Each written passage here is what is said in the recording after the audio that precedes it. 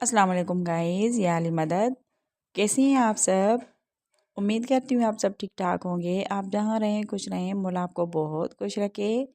Guys ये देखें, ये मेरे जो है कुंडी के गजेस आ गए हैं।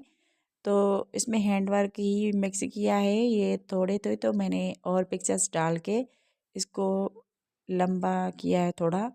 और बेडशीट्स की और ये कुंडी के गजेस आ गए हैं। ये अवेलेबल चीज़ें हैं। और ये देखें बेडशीट्स, ये हैंड वर्क है सारा, 2 पिलो कवर के साथ। ये डबल बेडशीट है, ये सारा हैंड वर्क है। आई होप आपको दूसरी चीज़ों की तरह ये भी मेरी पसंद आएगी। पसंद आए तो प्लीज़ प्लीज़ अपने फैमिली और फ्रेंड्स के साथ भी मेरी चीज़ें शेयर करें और मेरी चैनल को ग्रो करने में मेरी फुल हेल्प करें जहाँ जहाँ तक ये मेरी आवाज़ आ रही है। मैं आप सब लोगों से एक्सट्रीमली रिक्वेस्ट करती हूँ। ये देखें सारी, अगर पसंद आए तो अपनी फैमिली फ्रेंड्स के साथ शेयर करें। मिलते हैं एक नए वीडियो के साथ, तब तक के लिए इजाज़त दें। अल्लाह हाफिज़।